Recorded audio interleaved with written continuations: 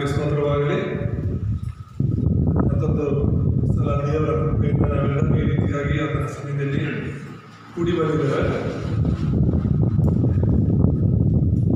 ಕಳೆದ ವಾರ ನಾವು ನೋಡಿದಂತಹ ದೇವರ ವಾಕ್ಯ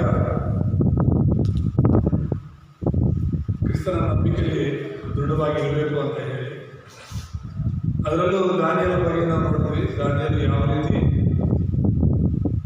ಸಿಂಹದ ಗವಿಯಲ್ಲಿ ಹಾಕಲ್ಪಡುವಂತಹ ಪರಿಸ್ಥಿತಿಯಲ್ಲೂ ಕೂಡ ಅವನು ದೇವರಿಗೋಸ್ಕರ ಬಲವಾಗಿ ನಿಂತ ಅಂತ.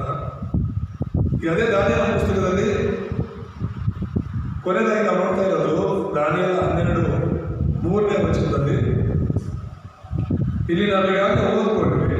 ಇಲ್ಲಿ ಬರೆಯಲ್ಪಟ್ಟಿರೋದಂದ್ರೆ, ಜ್ಞಾನಿಗಳು ತೇಜೋಮಯವಾದ ಆಕಾಶ ಮಂಡಲದಂತೆ ಪ್ರಕಾಶಿಸುವರು, ಬಹುಜನರನ್ನು ಸದ್ಧರ್ಮಿಗಳನ್ನಾಗಿ ಮಾಡುವವರು ಯುಗ ಯುಗಾಂತರಗಳಲ್ಲಿಯೂ ನಕ್ಷತ್ರಗಳ ಹಾಗೆ ಹೊಳೆಯುವರು ಎಂಬುದು. ಹಲ್ಲೆಲೂಯಾ.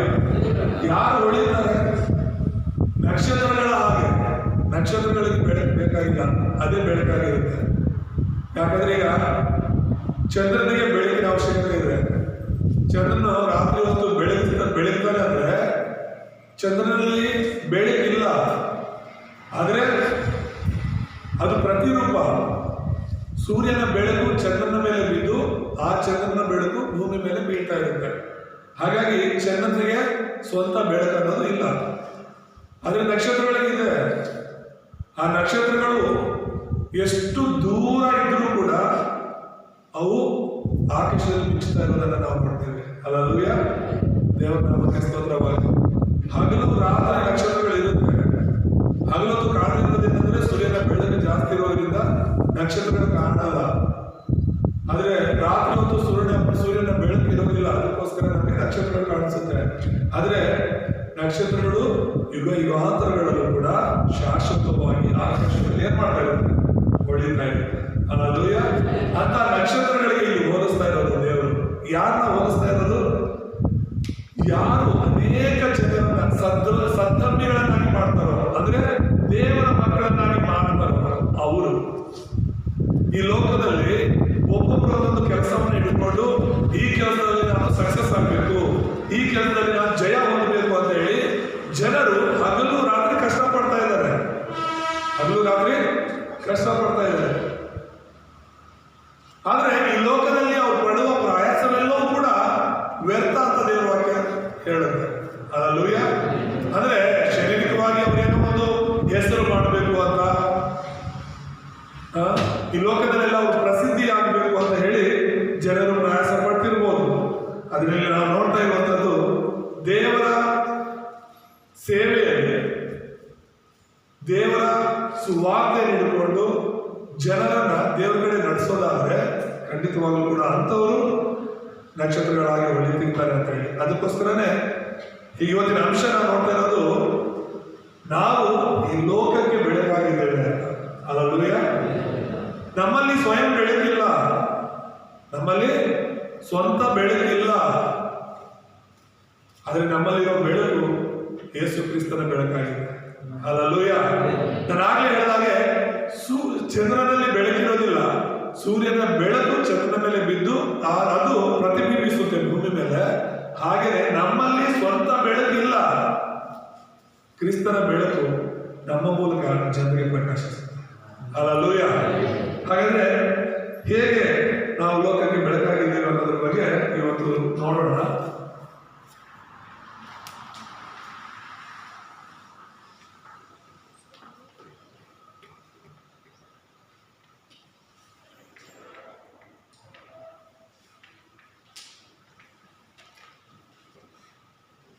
ನಾವು ಲೋಕಕ್ಕೆ ಬೆಳಕಾಗಿದ್ದೇವೆ ಅಂತ ದಾನಿಯೇಲ 12:3 ನಾವು ಓದ್ಕೊಂಡು, ಬೆಳಕಿದೆ ಅಂದ್ರೆ ಕತ್ತಲು ಕೂಡ ಇರಬೇಕು. ಈಗ ಈ ಲೋಕದಲ್ಲಿ ಕತ್ತಲೆ ಇದೆ ಅಲ್ವಾ? ಇದೇ ಇಲ್ವಾ? ಕತ್ತಲೆ ಇದೆ. ಕತ್ತಲೆ ಇರೋದು ಬೆಳಕಿಲ್ಲದೆ ಇರೋದ್ರಿಂದ. ಎಲ್ಲಿ ಬೆಳಕಿರಲ್ವೋ ಅಲ್ಲಿ ಕತ್ತಲೆ ಇರುತ್ತೆ. ಕತ್ತಲೆ ಶಾಶ್ವತ ಅಲ್ಲ, ಬೆಳಕು ಶಾಶ್ವತ. ಬೆಳಕು ಬರೋ ತನಕ ಮಾತ್ರನೇ ಕತ್ತಲು. ಬೆಳಕಿರುವಾಗ ಕತ್ತಲು ಬರೋದು ಸಾಧ್ಯನೇ ಇಲ್ಲ. ಆದರೆ ಬೆಳಕಿರುವಾಗ ಕತ್ತಲು ಇರೋದಕ್ಕೆ ಸಾಧ್ಯ ಇಲ್ಲ. ಹೇಗೋ ಹಾಗೇನೆ ಈಗ ಇಲ್ಲಿ ಬೆಳಕಿದೆ ಅಂದ್ರೆ ಕತ್ತಲು ಬರಲ್ಲ, ಆದ್ರೆ ಕತ್ತಲಿರೋ ಕಡೆ ಬೆಳಕು ಹೋಗೋದಕ್ಕೆ ಆಗುತ್ತೆ. ಅಲ್ಲೂಯ. ಈಗ ಕತ್ತಲೆ ಬರ್ತಾ ಇದೆ ಅಂತ ಬೆಳಕು ಹೋಗ್ಬಿಡುತ್ತಾ? ಇಲ್ಲ, ಬೆಳಕು ಹೋಗ್ತಿರೋದ್ರಿಂದ ಕತ್ತಲೆ ಬರೋದು. ಎಲ್ಲಿ ಬೆಳಕಿರಲ್ವೋ ಅಲ್ಲಿ ಕತ್ತಲೆ ಆವರಿಸ್ಕೊಂಡಿರುತ್ತೆ. ಹಾಗಾದ್ರೆ ಈ ಭೂಲೋಕದಲ್ಲಿ ದೇವರ ವಾಕ್ಯದಲ್ಲಿ ನಾವು ನೋಡ್ತೀವಿ, ನೀತಿವಂತನೂ ಇಲ್ಲ, ಒಬ್ಬನಾದರೂ ಇಲ್ಲ, ಎಲ್ಲರೂ ಪಾಪ ಮಾಡಿ ದೇವರ ಮಹಿಮೆಯನ್ನ ಕಳ್ಕೊಂಡಿದ್ದಾರೆ. ದೇವರ ಮಹಿಮೆ ಬೆಳಕಾಗಿದೆ. ಅಲ್ಲೂಯ. ಆ ಒಂದು ದೇವರ ಮಹಿಮೆಯನ್ನ, ಸರಿಯಾದ ದೇವರನ್ನ, ಸುವಾರ್ತೆಯನ್ನ ನಾವು ಕಳ್ಕೊಂಡಿರೋದ್ರಿಂದ ಕತ್ತಲೆ ಅನ್ನೋದು ಈ ಲೋಕದಲ್ಲಿ ಆವರಿಸಿಕೊಂಡಿದೆ ಎಂಬುದನ್ನು. ಹಾಗಾದ್ರೆ ನಾನು ಮಾತನಾಡ್ತಿರೋದು ಕಣ್ಣು ಕಾಣುವಂತ ಕತ್ತಲೆ ಬಗ್ಗೆ ಅಲ್ಲ. ನಾನು ಮಾತಾಡ್ತಿರೋದು ಕಣ್ಣು ಕಾಣುವಂತ ಬೆಳಕಿನ ಬಗ್ಗೆ ಅಲ್ಲ, ಆತ್ಮಿಕವಾದ ಬೆಳಕಿನ ಬಗ್ಗೆ ಮಾತಾಡ್ತಿದ್ದೆ. ಅಲ್ಲೂಯ. ಆತ್ಮಿಕವಾದ ಕತ್ತಲೆ ಬಗ್ಗೆ ಮಾತನಾಡ್ತಾ ಇದ್ದೇನೆ. ಹಾಗಾದ್ರೆ ಬೆಳಕಿನ ಬಗ್ಗೆ ನೋಡೋದಕ್ಕೆ ಮುಂಚೆ ಕತ್ತಲೆ ಯಾವುದು ಅಂತ ಹೇಳಿ ಪರಿಚಯ ನಾವು ಮಾಡೋಣ.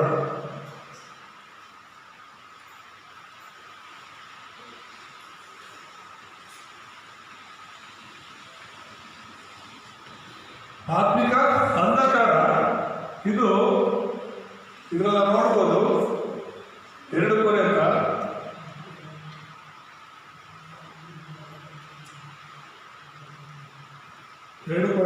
4ನೇ ಅಧ್ಯಾಯ 4ನೇ ವಚನದಲ್ಲಿ ನಾವು ನೋಡುವಾಗ ಅಲ್ಲಿ ಸೈತಾನನ ಬಗ್ಗೆ ಬರೆಯಲ್ಪಟ್ಟಿದೆ.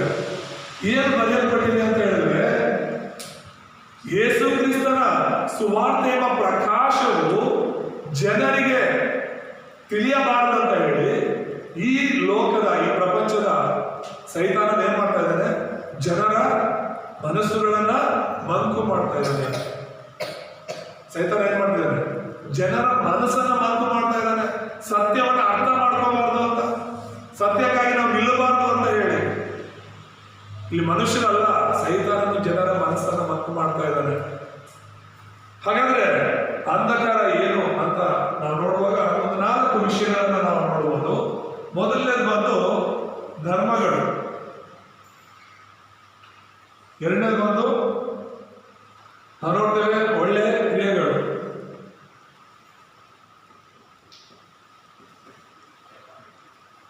ಮೂರನೇದು ಬಂದು ವಿಗ್ರಹಾರಾಧನೆ,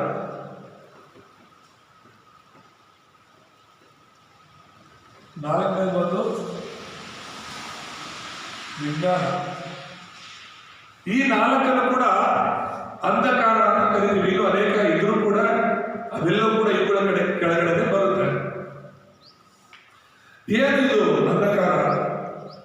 ಧರ್ಮ ಅನ್ನೋದು ಒಂದು ಅಂಧಕಾರ. ಯಾಕಂದ್ರೆ ಈಗ ಕ್ರೈಸ್ತ ಧರ್ಮ ಅಂತಾನು ಹೇಳ್ತಾರೆ. ನಾವೆಲ್ಲರೂ ಕ್ರೈಸ್ತ ಧರ್ಮ ಸೇರಿದವರು ಅಲ್ಲ, ನಾವೆಲ್ಲ ಕ್ರೈಸ್ತ ಜಾತಿ ಸೇರಿದವರು ಅಲ್ಲ. ಯಾಕಂದ್ರೆ ಬೈಬಲಲ್ಲೂ ಧರ್ಮ ಅನ್ನೋದು ಇಲ್ಲವೇ ಇಲ್ಲ. ಯೇಸು ಸ್ವಾಮಿ ಲೋಕದಲ್ಲಿ ಹೊಸ ಧರ್ಮವನ್ನು ಉಂಟಾಗಕ್ಕೆ ಬಂದಿಲ್ಲ. ಈಗ ಮಕ್ಕಳೆಲ್ಲರೂ ಕೂಡ ಕಂಠಪಾಠ ವಚನ ಹೇಳಿದ್ದು, ಯೇಸು ಅವರಿಗೆ ಹೇಳಿದ್ದು, ನಾನೇ ಮಾರ್ಗವು ಸತ್ಯವೂ ಜೀವವೂ ಆಗಿದ್ದೇನೆ, ನನ್ನ ಮೂಲಕವಾಗಿ ಹೊರತು ಯಾರು ತಂದೆ ಬಳಿಗೆ ಬರೋದಿಲ್ಲ. ಅಂದ್ರೆ ಇಲ್ಲಿ ವಾಕ್ಯ ಏನ್ ಹೇಳ್ತಾ ಇರೋದು? ನಾನು ಮಾರ್ಗ ಆಗಿದ್ದೇನೆ.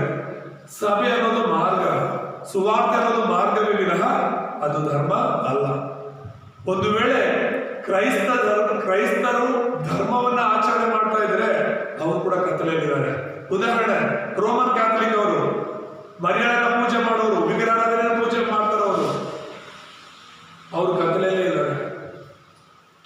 ರೋಮನ್ ಕ್ಯಾಥಲಿಕ್ ಅವರು ರಕ್ಷಣೆ ಹೊಂದಿಲ್ಲ ಅಂತ ನಾನು ಹೇಳಬಲ್ಲೆ. ನಾನು ನ್ಯಾಯ ತೀರ್ಪು ಮಾಡ್ತಾ ಇಲ್ಲ. ಕೇವಲ ಸುವಾರ್ತೆಯನ್ನ, ಕೇವಲ ಕ್ರಿಸ್ತರನ್ನು ಹಿಡಿಕೊಳ್ಳದಿರೋರೆಲ್ಲರೂ ಕೂಡ ಕತ್ತಲೆಯಲ್ಲೇ ಇದ್ದಾರೆ.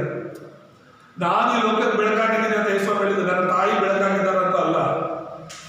ಅರ್ಥ ಆಗಿದೆಯಾ? ಯೇಸು ಮಾತ್ರನೇ ಈ ಲೋಕಕ್ಕೆ ಬೆಳಕು, ನನ್ನ ಮೂಲಕವಾಗಿ ಹೊರತು ಅಂತ ಹೇಳ್ತಾ ಇರೋದಿಲ್ಲ. ನನ್ನ ತಾಯಿ ಮೂಲಕ ಪರಲೋಕಕ್ಕೆ ಬರಬೇಕು ಅಂತ ಎಲ್ಲೂ ಇಲ್ಲ. ಹಾಗಾಗಿ ಧರ್ಮ ಅನ್ನೋದು ಈ ಸೈತಾನ ಏನ್ ಮಾಡ್ತಾ ಇದ್ದಾನೆ? ಕತ್ತಲೆಯಾಗಿ ಮಾಡ್ತಾ ಇದ್ದಾನೆ. ಎಲ್ಲ ಧರ್ಮಗಳು ಒಂದೇ. ನಾನು ಹೇಳ್ತಿರೋದು ಕ್ರೈಸ್ತ ಧರ್ಮನೂ ಕೂಡ ಒಂದೇ. ಒಂದು ವೇಳೆ ಕ್ರೈಸ್ತರು ಯಾರಾದ್ರೂ ಧರ್ಮಾಚರಣೆ ಮಾಡೋದಾದ್ರೆ ಅವ್ರು ಯಾವ ಧರ್ಮದಲ್ಲಿದ್ರು ಒಂದೇ. ಒಂದು ವೇಳೆ ಹಿಂದೂ ಧರ್ಮದಿಂದ ಕ್ರೈಸ್ತ ಧರ್ಮಕ್ಕೆ ಬಂದ್ರು, ಮುಸ್ಲಿಂ ಧರ್ಮದಿಂದ ಕ್ರೈಸ್ತ ಧರ್ಮಕ್ಕೆ ಬಂದ್ರು ಕೂಡ ಅವರು ರಕ್ಷಣೆ ಹೊಂದಲ್ಲ, ಪರಲೋಕ ಹೋಗಕ್ಕೆ ಸಾಧ್ಯ ಇಲ್ಲ. ಧರ್ಮಗಳು ಸೈತಾನದಿಂದ ಪ್ರಾರಂಭವಾಗಿರೋದು. ಮನುಷ್ಯರು ಸೃಷ್ಟಿ ಮಾಡಿದ್ದಾರೆ ಅದನ್ನು. ಆದ್ರೆ ಅದರ ಹಿನ್ನೆಲೆ ಸೈತಾನನಾಗಿದ್ದಾನೆ. ಅರ್ಥ ಆಗ್ತಿದೆಯಾ? ಧರ್ಮಗಳು ಬದಲಾವಣೆ ಮಾಡೋದ್ರ ಮೂಲಕ ನಮ್ಮ ಜೀವಿತಗಳು ಬದಲಾಗಲ್ಲ. ಧರ್ಮಗಳು ಬದಲಾವಣೆ ಮಾಡೋದ್ರಿಂದ ನಾವು ರಕ್ಷಣೆ ಹೊಂದೋದಕ್ಕೆ ಸಾಧ್ಯ ಇಲ್ಲ. ಹಾಗಾಗಿ ಈ ಒಂದು ಸೈತಾನ ಒಂದಲ್ಲ ಇನ್ನೊಂದು ಧರ್ಮವನ್ನ ಮಾಡಿ ಇದಕ್ಕಿಂತ ಇದು ಬೇಕಾದ್ರು, ಇದಕ್ಕಿಂತ ಇದು ಚೆನ್ನಾಗಿದೆ, ಇದಕ್ಕಿಂತ ಇದು ಚೆನ್ನಾಗಿದೆ ಅಂತ ಹೇಳ್ಬಿಟ್ಟು ಈ ಗುಂಡಿಯಿಂದ ಆ ಗುಂಡಿಗೆ ಬೀಳ್ತಾ ಇದ್ದಾರೆ, ಈ ಚರಂಡಿಯಿಂದ ಆ ಚರಂಡಿಗೆ ಬೀಳ್ತಾ ಇದ್ದಾರೆ ವಿನಃ ಅವರು ರಕ್ಷಣೆ ಹೊಂದಕ್ಕೆ ಸಾಧ್ಯ ಆಗ್ತಾ ಇಲ್ಲ. ಅದಕ್ಕೋಸ್ಕರ ಧರ್ಮ ಅನ್ನೋದು ಕತ್ತಲೆ ಆಗಿದೆ.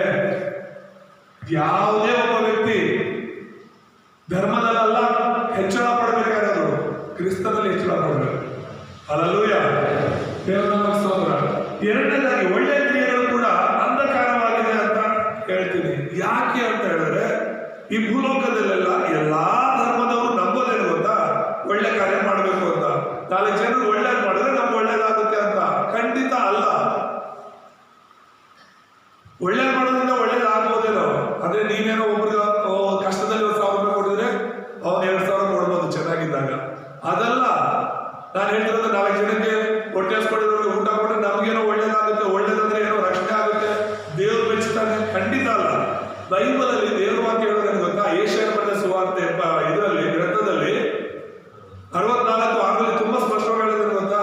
ನಿಮ್ಮ ಧರ್ಮ ಕಾರ್ಯಗಳೆಲ್ಲವೂ ಕೂಡ ಯೆಹೋವನ ದೃಷ್ಟಿಯಲ್ಲಿ ಹೊಲಸು ಬಟ್ಟೆ ಅಂತೀವಿ ಎಂಬುದಾಗಿ. ಯಾವ ಬಟ್ಟೆ? ಹೊಲಸು ಬಟ್ಟೆ ಅಂತೆ. ಯಾವ ಕಾರ್ಯಗಳು? ನಾವು ಮಾಡೋ ಒಳ್ಳೆ ಕೆಲಸಗಳು. ಕ್ರಿಸ್ತನಿಲ್ಲದೆ ನಾವು ಎಷ್ಟೇ ಒಳ್ಳೆ ಕೆಲಸ ಮಾಡಿದ್ರು, ಯೇಸುವಿಲ್ಲದೆ ಈ ಲೋಕದಲ್ಲಿ ಎಷ್ಟೋ ಜನ ಒಳ್ಳೆ ಕೆಲಸ ಮಾಡ್ತಾ ಇದ್ದಾರೆ. ನಿನಗಿಂತ ನನಗಿಂತ ಒಳ್ಳೆ ಕೆಲಸ ಮಾಡ್ತಾ ಇದ್ದಾರೆ. ಯೇಸುವನ್ನ ನಂಬಿರೋರಿಗಿಂತ ತುಂಬಾ ಜನ ಒಳ್ಳೆ ಕೆಲಸ ಮಾಡ್ತಾ ಇದ್ದಾರೆ, ಇಲ್ಲ ಅಂತ ನಾನು ಹೇಳಲ್ಲ. ಆದ್ರೆ ಆ ಒಳ್ಳೆ ಕೆಲಸಗಳು ದೇವರು ನೋಡುವಾಗ ಹೊಲಸು ಬಟ್ಟೆ ಅಂತ ಕಾಣ್ತಾ ಇದೆ. ಯಾಕಂದ್ರೆ ಕ್ರಿಸ್ತನ ಮೂಲಕ ಅಲ್ಲ ಅವ್ರು ಮಾಡ್ತಾ ಇರೋದು. ಹಲ್ಲೆಲೂಯಾ. ಕ್ರಿಸ್ತನ ಮೂಲಕ ಆದ್ರೆ ನೀನು ಒಂದು ಗ್ಲಾಸು ಕುಡಿಯೋ ನೀರು ಕೊಟ್ಟರು ಕೂಡ ಅದಕ್ಕೆ ಪ್ರತಿಫಲ ದೇವರು ಕೊಡ್ತಾರೆ. ಹಲ್ಲೆಲೂಯಾ. ಯೇಸು ಹೆಸರಲ್ಲಿ ನೀನು ಒಂದು ಗ್ಲಾಸ್ ಕುಡಿಯೋ ನೀರು ಯಾರಿಗಾದ್ರೂ ಕೊಟ್ಟರು ಕೂಡ ಅದರ ಪ್ರತಿಫಲ ದೇವರು ಕೊಡ್ತಾರೆ ಅಂತ ಪರಲೋಕದಲ್ಲಿ. ಯೇಸು ಇಲ್ಲದೆ ನೀನೇನು ಕೊಟ್ಟರು ಕೂಡ ಅದರ ಪ್ರತಿಫಲ ಇಲ್ಲ. ಅದಕ್ಕೆ ಜನ ಹೇಳೋದೇನು ಗೊತ್ತಾ? ಪರಲೋಕಕ್ಕೆ ಹೋಗ್ಬೇಕು ಅಂದ್ರೆ ನಾವು ಒಳ್ಳೆ ಕೆಲಸ ಮಾಡಬೇಕು, ನಾವು ಒಳ್ಳೆಯವರಾಗಿ ಜೀವಿಸಬೇಕು ಅಂತ ಹೇಳಿ. ಒಳ್ಳೆಯವರಾಗಿ ಜೀವಿಸೋದು ಒಳ್ಳೇದೇ, ಆದ್ರೆ ಪರಲೋಕಕ್ಕೆ ಹೋಗ್ತೀವಿ ಅನ್ನೋದು ಸುಳ್ಳು. ಯಾರು ಎಷ್ಟೇ ಒಳ್ಳೆಯವರಾಗಿದ್ರು ಕೂಡ ಕ್ರಿಸ್ತನಿಲ್ಲದೆ ಪರಲೋಕಕ್ಕೆ ಹೋಗಕ್ ಆಗೋದಿಲ್ಲ. ಇದೊಂದು ಆತ್ಮಿಕ ಅಂಧಕಾರ. ಒಂದ್ ವೇಳೆ ಯಾರಾದ್ರೂ ನೀನು ಒಳ್ಳೇದು ಮಾಡೋ ಪುಣ್ಯ ಸಿಗುತ್ತೆ ಅಂದ್ರೆ ಯಾವ ಪುಣ್ಯ ಸಿಗುತ್ತೆ? ಪುಣ್ಯ ಅನ್ನೋದು ಸಿಗೋದೇ ಇಲ್ಲ. ಪುಣ್ಯ ಅನ್ನೋದು ಇಲ್ಲವೇ ಇಲ್ಲ. ಯೇಸು ಹೆಸರಲ್ಲಿ ಪುಣ್ಯ ಸಿಗೋದು. ಆ ಪುಣ್ಯ ಉಚಿತವಾಗಿ ಸಿಕ್ಕಿರೋದು ನಮಗೆ. ಹಲ್ಲೆಲೂಯಾ, ದೇವರ ನಾಮ ಸ್ತೋತ್ರವಾಗಲಿ. ನಾನಿಲ್ಲಿ ಒಳ್ಳೆ ಕೆಲಸಗಳು ತಪ್ಪಂತ ಹೇಳ್ತಾ ಇಲ್ಲ, ಒಳ್ಳೆ ಕೆಲಸ ಮಾಡೋದು ಬೇಡ ಅಂತ ಹೇಳ್ತಿಲ್ಲ. ನಾನು ಹೇಳ್ತಿರೋದು ಕ್ರಿಸ್ತನಿಲ್ಲದೆ ಇರುವಂತ ಒಳ್ಳೆ ಕಾರ್ಯಗಳು ಹೊಲಸು ಬಟ್ಟೆ ಅಂತ ಇರುತ್ತೆ. ಸೈತಾನನು ಯಾಮಾರಿಸ್ತಿರೋದೇ ಗೊತ್ತಾ? ನೀನು ಇಲ್ಲಿ ಭೂಲೋಕದಲ್ಲಿ ಒಳ್ಳೇದು ಮಾಡಿದ್ರೆ ಪರಲೋಕದಲ್ಲಿ ನಿನಗೆ ಒಳ್ಳೇದಾಗುತ್ತೆ. ಇಲ್ಲಿ ನೀನು ದಾನ ಧರ್ಮ ಮಾಡಿದ್ರೆ ನೀನಲ್ಲಿ ಏನ್ ಕೆಲಸ ಕೊಡ್ತಾರೆ ಅಂತ ದೇವರಲ್ಲಿ ನಮ್ಮ ಅಜ್ಜಿ ಹೇಳ್ತಾ ಇದ್ರು. ನಾನು ನಿದ್ದೆ ಮಾಡ್ಬೇಕು ಅಂದ್ರೆ ನಮ್ಮ ಅಜ್ಜಿ ತುಂಬಾ ಕಥೆಗಳು ಹೇಳ್ತಾ ಇದ್ರು. ಏನಾದ್ರು ಒಂದು ಕಥೆ ಹೇಳಮ್ಮ, ನಾನು ಮಲ್ಕೊಂತೀನಿ ಅಂತ ಹೇಳುವಾಗ ಏನಾದ್ರು ಒಂದು ಕಥೆ ಹೇಳೋದು. ಆ ಕಥೆ ಹೇಳ್ತಾ ಹೇಳ್ತಾ ಒಂದ್ಸಲಿ ಹೇಳ್ತಿದ್ರು, ಈ ಭೂಲೋಕದಲ್ಲಿ ಜನರು ಒಳ್ಳೆಯದನ್ನ ಮಾಡಿದ್ರೆ, ದಾನ ಧರ್ಮ ಮಾಡಿದ್ರೆ, ಹಸ್ದವ್ರು ಊಟ ಕೊಟ್ರೆ, ಬಟ್ಟೆ ಇದ್ರು ಬಟ್ಟೆ ಕೊಟ್ರೆ, ನಮ್ ಕೈಲಾಗೋದು ಒಳ್ಳೆಯದನ್ನ ಮಾಡಿದ್ರೆ ಪುಣ್ಯ ಸಿಗುತ್ತೆ ನಮಗೆ. ನಾವು ಸತ್ತ ಮೇಲೆ ನಾವು ಸ್ವರ್ಗಲೋಕಕ್ಕೆ ಹೋಗ್ತೀವಿ. ಸ್ವರ್ಗಲೋಕದಲ್ಲಿ ದೇವರು ನಮ್ಗೆ ಆಶೀರ್ವಾದ ಮಾಡ್ತಾರೆ. ಹೂಗಳಿಗೆ ನೀರು ಬಿಡೋದು, ಗಿಡಗಳಿಗೆ ನೀರು ಬಿಡೋ ಕೆಲಸ ಕೊಡ್ತಾರೆ ಅಂತ ದೇವರು ನಮಗೆ. ಈ ತರ ಒಂದು ಕಥೆಗಳು ಹೇಳ್ತಾ ಇದ್ರು. ನೀವು ಎಷ್ಟು ಜನ ಕೇಳಿದಿರೋ ಗೊತ್ತಿಲ್ಲ. ಅದು ನಮ್ಮ ಭಾಷೆಯಲ್ಲಿ ಅದನ್ನ ಹೇಳ್ತಾ ಇದ್ರು. ಸೊ ಒಳ್ಳೆ ಕ್ರಿಯೆಗಳಿಂದ ನಾವು ಪರಲೋಕಕ್ಕೆ ಹೋಗ್ಬೋದು ಅನ್ನೋದಾದ್ರೆ ಯೇಸು ಈ ಲೋಕಕ್ಕೆ ಬರೋದೇ ಬೇಕಾಗಿರ್ಲಿಲ್ಲ. ಹಲ್ಲೆಲೂಯಾ. ಯಾರು ಒಳ್ಳೇದು ಮಾಡ್ತಾರೋ ಪರಲೋಕಕ್ಕೆ ಹೋಗ್ತಿದ್ರು, ಯಾರು ಕೆಟ್ಟದ್ದು ಮಾಡ್ತಾರೋ ನರಕಕ್ಕೆ ಹೋಗ್ತಿದ್ರು. ಆದ್ರೆ ಒಳ್ಳೆ ಕೆಲಸಗಳಿಂದಲೂ ಕೂಡ ರಕ್ಷಣೆ ಇಲ್ಲ ಅನ್ನೋದು ನಾವು ಅರ್ಥ ಮಾಡ್ಕೋಬೇಕು. ಒಳ್ಳೆಯವ್ರು ಯಾರಿದ್ದಾರೆ? ಒಬ್ಬರಾದ್ರೂ ಇದಾರ? ಎಲ್ಲರೂ ಪಾಪ ಮಾಡಿದ್ದಾರೆ ಅಂತ ಬೈಬಲ್ ಹೇಳುವಾಗ ಒಳ್ಳೆಯವ್ರು ಯಾರಿದ್ದಾರೆ? ನೀನ್ ಮಾಡ್ತಿರೋ ತಪ್ಪು ಗೊತ್ತಾದಾಗ ನೀನ್ ಕೆಟ್ಟವನಾಗ್ತೀಯ. ಆದ್ರೆ ನಿನ್ನ ತಪ್ಪು ಗೊತ್ತಿಲ್ಲದೆ ಇರುವ ತನಕ ನೀನು ಒಳ್ಳೆಯವನಾಗೇ ಇರ್ತೀಯ. ಈ ಭೂಲೋಕದಲ್ಲಿ ತುಂಬಾ ಜನ ಒಳ್ಳೆಯವರು ಅನ್ಸ್ಕೊಳ್ತಿದ್ದಾರೆ. ಯಾಕಂದ್ರೆ ಅವ್ರು ಒಳ್ಳೆಯವರು ಅಂತ ಅಲ್ಲ, ಅವ್ರು ಮಾಡ್ತಿರೋ ಕೆಟ್ಟ ಕೆಲಸಗಳು ಗೊತ್ತಿಲ್ಲದೆ ಇರೋದ್ರಿಂದ, ಜನರಿಗೆ ಅದು ಗೊತ್ತಾಗದೇ ಇರೋದ್ರಿಂದ ಒಳ್ಳೆಯವರಾಗೇ ಇರ್ತಾರೆ. ಒಂದ್ಸಲ ಹೊರಗಡೆ ಬಂದ್ಮೇಲೆ ಓ ಇವ್ರು ಹಿಂಗ್ ಮಾಡ್ಬಿಟ್ರ, ಅವ್ರ ಆಶ್ಚರ್ಯ ಪಡೋದೇನಿದೆ, ಬೈಬಲ್ ಹೇಳುತ್ತೆ ಎಲ್ಲರೂ ಪಾಪಿಗಳು ಅಂತ. ಅರ್ಥ ಆಗ್ತಿದೆಯಾ ಹೇಳ್ತಿರೋದು? ಒಳ್ಳೆಯ ಕ್ರಿಯೆಗಳಿಂದ ನಮಗೆ ಪರಲೋಕ ಇಲ್ಲ, ಒಳ್ಳೆಯ ಕ್ರಿಯೆಗಳಿಂದ ನಮ್ಮ ಪಾಪ ಕ್ಷಮಾಪಣೆ ಇಲ್ಲ, ಒಳ್ಳೆಯ ಕ್ರಿಯೆಗಳಿಂದ ನಾವು ರಕ್ಷಣೆ ಹೊಂದೋದಕ್ಕೆ ಸಾಧ್ಯ ಇಲ್ಲ. ದೇವರ ಒಳ್ಳೆ ಕೆಲಸ ಮಾತ್ರನೇ, ಹಲ್ಲೆಲೂಯಾ, ಆತನ ಒಳ್ಳೆ ಕೆಲಸ ಮಾತ್ರನೇ ನಮ್ಮನ್ನ ರಕ್ಷಿಸೋದು. ಆತನ ಒಳ್ಳೆ ಕೆಲಸ ಯಾವುದು? ಈ ಲೋಕದ ಮೇಲೆ ಎಷ್ಟೋ ಪ್ರೀತಿಯಿಂದ ತನ್ನ ಮಗನನ್ನ ಕೊಟ್ಟಿದ್ದು. ಆತನ ಒಂದು ಸಿಲುಬೆಯಲ್ಲಿ ನಮಗೋಸ್ಕರ ನಿಮಗೋಸ್ಕರ ಪ್ರಾಣ ತ್ಯಾಗ ಮಾಡಿದ್ಯಲ್ಲ, ಅದೊಂದೇ ಒಳ್ಳೆ ಕೆಲಸ. ಆ ಒಂದು ಒಳ್ಳೆ ಕೆಲಸದಲ್ಲಿ ನಾವೆಲ್ಲರೂ ರಕ್ಷಣೆ ಹೊಂದೋದಕ್ಕೆ ಸಾಧ್ಯ. ಹಲ್ಲೆಲೂಯಾ, ದೇವರ ನಾಮಕ್ಕೆ ಸ್ತೋತ್ರ. ಆದ್ರೆ ಸೈತಾನನು ಒಳ್ಳೆ ಕೆಲಸದ ಮೂಲಕ ನಮಗೆ ಪುಣ್ಯ ಸಿಗುತ್ತೆ, ಪರಲೋಕ ಸಿಗುತ್ತೆ ಅಂತ ಹೇಳಿ ಆತ್ಮಿಕ ಅಂಧಕಾರವನ್ನ ಈ ಲೋಕದಲ್ಲಿ ಹರಡುತ್ತಾ ಇದ್ದಾರೆ. ಅರ್ಥ ಆಗ್ತದೆ ಹೇಳ್ತಿರೋದು? ಮೂರನೇದು ವಿಗ್ರಹಾರಾಧನೆ. ವಿಗ್ರಹಾರಾಧನೆ ಅನ್ನೋದು ಅಂಧಕಾರ, ಮೂಢರು ಮಾಡುವಂಥದ್ದು ವಿಗ್ರಹಾರಾಧನೆ, ಮೂರ್ಖರು ಮಾಡುವಂಥದ್ದು ವಿಗ್ರಹಾರಾಧನೆ. ಒಂದ್ ವೇಳೆ ಯೂಟ್ಯೂಬ್ ಅಲ್ಲಿ ನಮ್ಮ ವಿಡಿಯೋಸ್ ಎಲ್ಲ ಟೆಲಿಕಾಸ್ಟ್ ಆಗುತ್ತೆ, ನಾಳೆ ಬೆಳಗ್ಗೆ ಬಂದು ಏನು ನಿಲ್ತಾರೆ ಹೇಳಿದೆ ಅಂತ ಕೇಳ್ಬೋದು. ಯಾಕಂದ್ರೆ 5 ವರ್ಷ 10 ವರ್ಷ ಬಿಟ್ಟು ಕೂಡ ಪ್ರಶ್ನೆ ಮಾಡೋದು ಇರ್ತಾರೆ. ಬೈಬಲ್ ಹೇಳುತ್ತೆ ವಿಗ್ರಹಾರಾಧನೆ ಮಾಡುವವನು ಶಾಪಗ್ರಸ್ತನು. 1 ವರ್ಷ ಅಲ್ಲ, 3-4 ತಲೆಮಾರುಗಳವರೆಗೂ ಆ ಶಾಪ ಮಕ್ಕಳು ಮೊಮ್ಮಕ್ಕಳ ಮೇಲೆ ಬರುತ್ತೆ ಅಂತ ಹೇಳುತ್ತೆ. ಎಷ್ಟು ಹೇಳಬೇಕಂತ, ನಾನೇ ದೇವರು, ನನ್ನ ಹೊರತು ನಿಮಗೆ ಬೇರೆ ದೇವರುಗಳಿರಬಾರದು. ಅದು ಆಕಾಶದಲ್ಲಾಗ್ಲಿ, ಭೂಮಿಯಲ್ಲಾಗ್ಲಿ, ಭೂಮಿಯ ಕೆಳಗಡೆ ಆಗ್ಲಿ, ಸಮುದ್ರದಲ್ಲಾಗ್ಲಿ, ನಾನಲ್ಲದೆ ನಿಮಗೆ ಬೇರೆ ದೇವರು ಇರಬಾರದು. ದೇವರೊಬ್ಬನೇ. ಜನ ಹೆಂಗೆ ಆಮಸ್ತಾರೆ ಅಂದ್ರೆ ಹೌದು ದೇವರೊಬ್ಬನೇ, ಆದ್ರೆ ನಾಮ ಹಲವು ಅಂತ. ನಾಮ ಹಲವೇನು? ಪರ್ಸನಾಲಿಟಿನೂ ಬೇರೆ ಬೇರೆ ಇರುತ್ತೆ. ಕಲ್ಲು, ಮಣ್ಣು, ಬಂಡೆ, ಪ್ರಾಣಿ ಎಲ್ಲವನ್ನ ಪೂಜೆ ಮಾಡುವಾಗ ಹೆಸರು ಮಾತ್ರ ಹೇಗೆ ಚೇಂಜು, ಮುಖಗಳು ಚೇಂಜ್ ಆಗ್ತಾ ಇದೆ ಅಲ್ವಾ, ಚರಿತ್ರೆನೂ ಚೇಂಜ್ ಆಗ್ತಾ ಇದೆ ಅಲ್ವಾ, ಕಥೆಗಳು ಚೇಂಜ್ ಆಗ್ತಾ ಇದೆ ಅಲ್ವಾ. ಆದ್ರೆ ಸೈತಾನನು ಆತ್ಮಿಕವಾಗಿ ಜನರನ್ನ ಎಷ್ಟು ಮಟ್ಟಿಗೆ ಮಂಕು ಮಾಡ್ತದೆ ಅಂತ ಯೋಚನೆ ಮಾಡಿ. ವಿಗ್ರಹಾರಾಧನೆ, ಜೀವ ಇರೋ ನಾವು ಜೀವ ಇಲ್ಲದವರನ್ನ ಪೂಜೆ ಮಾಡ್ತಾ ಇದೀವಿ ಅಂದ್ರೆ ಎಷ್ಟು ದೊಡ್ಡರು ನಾವು. ಅರ್ಥ ಆಗ್ತಿದೆ? ಎಷ್ಟು ಅದು ಚಿನ್ನದ ವಿಗ್ರಹ ಆದ್ರೂ ಕೂಡ ನಾವು ಅದನ್ನ ಒಬ್ಬ ಆ ವಿಗ್ರಹವನ್ನ ಮಾಡುವವನು ಅದನ್ನ ಯಾವ ರೂಪ ಕೊಡ್ತಾನೆ ಆ ರೂಪ ಬರುತ್ತೆ. ಅದು ಕಲ್ಲಿಗಾಗಲಿ, ಮರಕ್ಕಾಗಲಿ, ಮಣ್ಣಿಗಾಗಲಿ, ಆ ವ್ಯಕ್ತಿ ಯಾವ ರೂಪ ಕೊಡ್ತಾನೆ ಆ ರೂಪ. ಮನುಷ್ಯರು ರೂಪ ಕೊಡ್ತಿರೋದು ದೇವರಿಗೆ. ಬೈಬಲ್ ಹೇಳುತ್ತೆ ದೇವರು ನಿನ್ನನ್ನ ನನ್ನನ್ನ ಆತನ ಸ್ವರೂಪದಲ್ಲಿ ಉಂಟು ಮಾಡ್ದ ಅಂತ. ಹಲ್ಲೆಲೂಯಾ. ಆದ್ರೆ ನಾವೇನ್ ಮಾಡ್ತಾ ಇದ್ದೀವಿ? ಮನುಷ್ಯ ರೂಪನ ದೇವರು ಕೊಡ್ತಾ ಇದ್ದೀವಿ. ದೇವ್ರ ರೂಪ ದೇವ್ರು ನಮಗೆ ಕೊಟ್ಟಿದ್ರೆ ನಾವು ನಮ್ಮ ರೂಪನ ತಗೊಂಡೋಗಿ ದೇವರು ಕೊಡ್ತಾ ಇದ್ದೀವಿ. ಯಾರಿಂದ ಇದನ್ನ ಆಗ್ತಾ ಇರೋದು? ಸೈತಾನದಿಂದ. ವಿಗ್ರಹಾರಾಧನೆ ಮಾಡೋದು.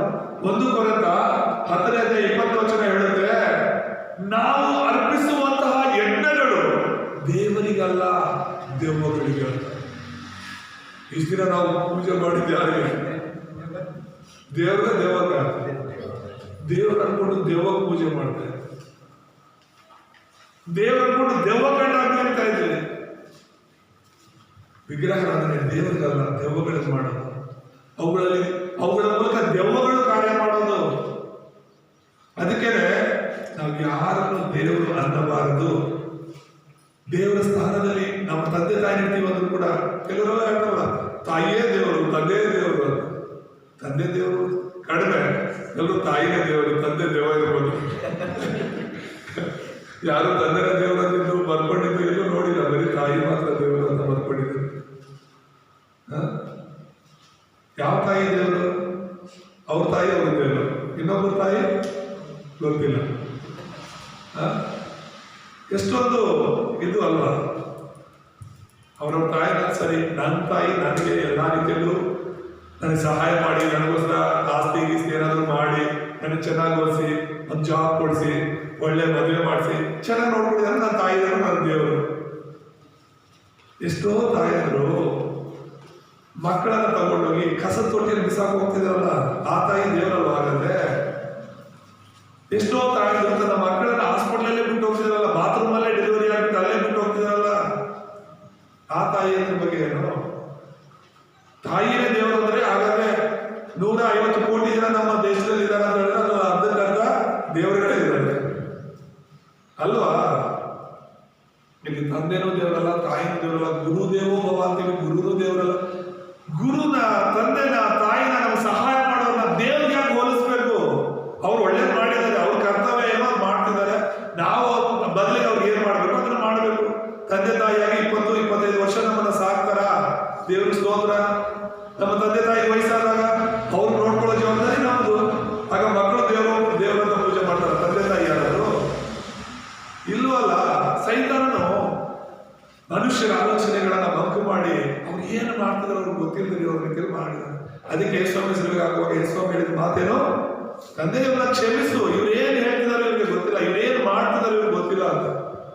ಭೂಲೋಕದಲ್ಲಿ ಜನರು ಏನ್ ಮಾಡ್ತಿದ್ರು ಅವ್ರಿಗೆ ಗೊತ್ತಿಲ್ಲದೆ ಮಾಡ್ತಾ ಇದ್ದಾರೆ. ಯಾಕಂದ್ರೆ ಕಂಟ್ರೋಲ್ ಯಾರು ಮಾಡ್ತಿರೋದು? ಸೈತಾನ. ಅರ್ಥ ಆಗ್ತಿದೆಯಾ ಎಲ್ಲರಿಗೂ? ಅರ್ಥ ಆಗ್ತಿದೆಯಾ? ವಿಗ್ರಹಾರಾಧನೆ ಅದೊಂದು ಅಂಧಕಾರ, ಆತ್ಮಿಕ ಅಂಧಕಾರ. ಕುರುಡು, ಆತ್ಮಿಕವಾಗಿ ಕುರುಡುತನದಲ್ಲಿ, ಅದು ಮಾನಸಿಕವಾಗಿ ಅಸ್ವಸ್ಥತೆಯಲ್ಲಿರುವವರು ಮಾಡುವಂಥದ್ದು. ನಾವೇನ್ ಮಾಡ್ತೀವಿ ಅದನ್ನು ತಿಳಿದು ಮಾಡಬೇಕು. ಅಲ್ಲೂಯ ಯೇಸು ಯಾರಂತ ನಾವು ತಿಳಿದು ಮಾಡ್ತಾ ಇದ್ದೀವಿ, ಆರಾಧನೆ ಏನಂತ ನಾವು ತಿಳಿದು ಮಾಡ್ತಾ ಇದ್ದೀವಿ. ಇಷ್ಟು ದಿನ ಖಂಡಿತ ನನಗೂ ತಿಳಿದಿರಲಿಲ್ಲ. ನಮ್ಮ ತಾತ ಮುತ್ತಾತರು ಮಾಡ್ತಾ ಬರ್ತಿದ್ರು, ನಮ್ಮ ತಾಯಿ ಮಾಡ್ತಾ ಇದ್ರು, ತಂದೆ ಮಾಡ್ತಾ ಇದ್ರು, ನಾನು ಮಾಡ್ತಾ ಇದ್ದೆ. ಆದ್ರೆ ಏನಕ್ಕೆ ಮಾಡ್ಬೇಕು ಏನಂತ ನನಗೆ ಗೊತ್ತಿರಲಿಲ್ಲ. ಆದ್ರೆ ಯೇಸುಗೆ ನಾನು ಯಾಕೆ ನಂಬಬೇಕು, ಯೇಸುವಿನ ಸಭೆಗೆ ಯಾಕೆ ನಾನು ಹೋಗ್ಬೇಕು, ಯೇಸು ಯಾಕೆ ನಾನು ಆರಾಧನೆ ಮಾಡಬೇಕು ಅಂತ ನಾನು ತಿಳ್ಕೊಂಡು ಮಾಡ್ತೇನೆ. ಅಲ್ಲೂಯ. ಮತ್ತೆ 4ನೇದಾಗಿ ವಿಜ್ಞಾನ ಕೂಡ ಒಂದು ಅಂಧಕಾರ ಅಂತ ನಾನು ಹೇಳ್ತೀನಿ. ಯಾಕೆ ಅಂತ ಹೇಳಿದ್ರೆ ವಿಜ್ಞಾನ ದೇವರನ್ನೇ ನಂಬಲ್ಲ, ದೆವ್ವವನ್ನು ನಂಬಲ್ಲ, ನಮ್ಮ ಆತ್ಮವನ್ನು ನಂಬಲ್ಲ, ಆತ್ಮಿಕ ಪ್ರಪಂಚವನ್ನು, ಆತ್ಮಿಕ ಲೋಕವನ್ನು ನಂಬಲ್ಲ. 3 ಲೋಕಗಳಿವೆ. ಒಂದು 3 ರಾಜ್ಯಗಳ ಬಗ್ಗೆ ನಾನು ಯಾವಾಗಲೂ ಹೇಳ್ತಾ ಇರ್ತೀನಿ. ಒಂದು ದೇವರ ರಾಜ್ಯ, 2 ಸೈತಾನ ರಾಜ್ಯ, 3ನೇದು ಈ ಭೂಲೋಕ ರಾಜ್ಯ ಅಂತ. ಭೂಲೋಕ ರಾಜ್ಯದಲ್ಲಿ ವಿಜ್ಞಾನ ಇರುವಂಥದ್ದು, ವಿಜ್ಞಾನಿಗಳಿರುವಂಥದ್ದು. ಇವ್ರಿಗೆ ಸೈತಾನ ರಾಜ್ಯದ ಬಗ್ಗೆ ಗೊತ್ತಿಲ್ಲ, ಸೈತಾನ ಎಂಬ ಒಬ್ಬ ವ್ಯಕ್ತಿ ಇದ್ದಾನೆ ಅನ್ನೋದು ಗೊತ್ತಿಲ್ಲ, ದೇವರಿದ್ದಾನೆ, ದೇವ್ರ ರಾಜ್ಯ ಇದೆ ಅನ್ನೋದು ಗೊತ್ತಿಲ್ಲ. ವಿಜ್ಞಾನಿಗಳು ಕಣ್ಣು ಕಾಣೋದು ಮಾತ್ರ ನಂಬ್ತಾರೆ. ಕಣ್ಣಿಗೆ ಏನಾದ್ರು ಕಾಣ್ತಿಲ್ಲ ಅಂದ್ರೆ ಅದನ್ನ ಅವರು ನಂಬಲ್ಲ. ಹಾಗಾಗಿ ಈ ವಿಜ್ಞಾನ ಅದು ಕೂಡ ಆತ್ಮಿಕ ಅಂಧಕಾರವಾಗಿದೆ. ದೇವರನ್ನ ನಂಬಿರುವಂಥದ್ದು ಅವರು ವಿಜ್ಞಾನಿಗಳು ಹೇಗಾಗ್ತಾರೆ? ಭೂಲೋಕದಲ್ಲಿ ಏನೋ ಕಂಡುಹಿಡಿದಿರ್ಬೋದು, ದೇವರು ಸೃಷ್ಟಿಸಿರೋದನ್ನ ಅವ್ರು ಕಂಡುಹಿಡಿದಿದ್ದಾರೆ ಅಷ್ಟೇ. ಅವರೇ ಶ್ರೇಷ್ಠ ಅಲ್ಲ. ಇನ್ನೂ ಅವ್ರ ಕಣ್ಣು ಕಾಣದಿರೋದು, ಅವ್ರು ಕಂಡುಹಿಡಿದಿರೋದು ಇನ್ನೂ ಎಷ್ಟೋ ಇದೆ ಈ ಪ್ರಪಂಚದಲ್ಲಿ, ಈ ವಿಶ್ವದಲ್ಲಿ. ಮನುಷ್ಯರ ಆಲೋಚನೆಗೆ ನಿಲುಕದೇ ಇರುವಂಥದ್ದು ಎಷ್ಟೋ ರಹಸ್ಯಗಳಿದೆ ಈ ಭೂಲೋಕದಲ್ಲಿ. ಅಲ್ಲೂಯ, ದೇವರ ನಾಮ ಸ್ತೋತ್ರವಾಗಿ. ಹಾಗಾಗಿ ಈ ಸೈತಾನ ಏನ್ ಮಾಡ್ತಾ ಇದ್ದಾರೆ? ಎಲ್ಲರನ್ನ ಆತ್ಮಿಕ ಅಂಧಕಾರದಲ್ಲಿ ನಡೆಸ್ತಾ ಇದ್ದಾರೆ. ಇವರೆಲ್ಲರೂ ನಾನು ನೀನು ಬೆಳಕಾಗಿರ್ಬೇಕು. ಅಲ್ಲೂಯ, ಇವರೆಲ್ಲರೂ ನಾವು ಬೆಳಕಾಗಿರ್ಬೇಕು ಅಂತಾನೆ ದೇವರು ನಮ್ಮನ್ನ ಕರೆದಿರೋದು. ನಾವೇ ಕತ್ತಲೆಯಲ್ಲಿದ್ರೆ ಹೇಗೆ? ಬೆಳಕಲ್ಲಿ ಇದೀವಿ ಅನ್ಕೊಂಡು ನಾವೇ ಕತ್ತಲೆಯ ಕೆಲಸಗಳನ್ನ ಮಾಡ್ತಾ ಇದ್ರೆ ಹೇಗೆ? ಸರಿ, ಮುಖ್ಯ ಸಂದೇಶದಲ್ಲಿ ನಾವು ಹೋಗೋಣ.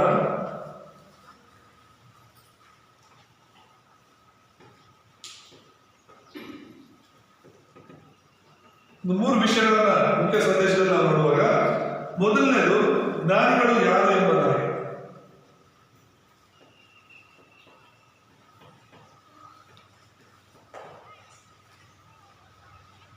ಜ್ಞಾನಿಗಳು ಯಾರು ಅಂತ ಹೇಳಿದ್ರೆ, ಬೆಳಕು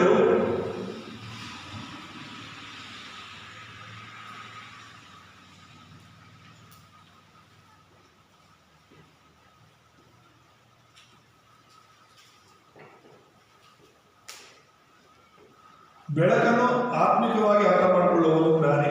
ಅಲ್ಲೂಯ. ಮತ್ತೆ ಅಂತ್ಯ ದಿನಗಳ ಬಗ್ಗೆ ತಿಳಿದಿರುವವನು.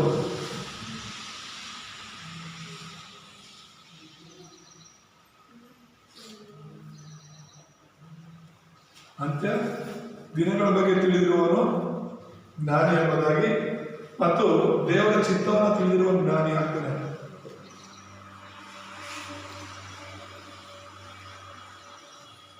ಆಮೇಲೆ ಯಾರು ಜ್ಞಾನಿ? ನಿಜವಾದ ಜ್ಞಾನಿ ಆತ್ಮಿಕ ಬೆಳಕನ್ನು ಅರ್ಥ ಮಾಡ್ಕೊಂಡಿರೋದು. ಅಲ್ಲೂಯ್ಯ. ನಿಜವಾದ ಜ್ಞಾನಿ ಅಂತ್ಯ ದಿನಗಳಿದೆ ಈ ಲೋಕದಲ್ಲಿ, ಎಲ್ಲವೂ ಅಂತ್ಯವಾಗುವಂಥ ದಿನ ಇದೆ. ಅದು ಯಾವಾಗ? ಸುವಾರ್ತೆ ಅನ್ನೋದು ಪ್ರಪಂಚಕ್ಕೆಲ್ಲ ಸಾರಲ್ಪಡುವಾಗ ಅಂತ್ಯ ಬರುತ್ತೆ ಅಂತ ವಾಕ್ಯ ಹೇಳುತ್ತೆ. ಆದರೆ ಜನರೆಲ್ಲರೂ ಕೂಡ ಅದ್ರ ಬಗ್ಗೆ ತಲೆ ಕೆಡಿಸ್ಕೊಳ್ತಾ ಇಲ್ಲ. ಅದನ್ನು ಅರ್ಥ ಮಾಡ್ಕೊಳ್ಳೋರು ನಿಜವಾದ ಜ್ಞಾನಿ. ಮತ್ತು ಕೊನೆಯದಾಗಿ ಜ್ಞಾನಿ ಯಾರು ಅಂತ ಹೇಳಿದ್ರೆ ದೇವರ ಚಿತ್ತವನ್ನು ಅರ್ಥ ಮಾಡಿಕೊಂಡು ದೇವರ ಚಿತ್ತದಂತೆ ಬದುಕುವವರು. ಪ್ರಾಣಿಗಳಿಗೆ ದೇವರ ಬಗ್ಗೆ ತಿಳುವಳಿಕೆ ಇಲ್ಲ. ಪ್ರಾಣಿ ಪಕ್ಷಿಗಳಿಗೆ ದೇವರ ಅವಶ್ಯಕತೆ ಇಲ್ಲ. ಅವುಗಳು ದೇವರಲ್ಲಿ ನಂಬಿಕೆ ಇಡೋದ ಅವಶ್ಯಕತೆ ಇಲ್ಲ.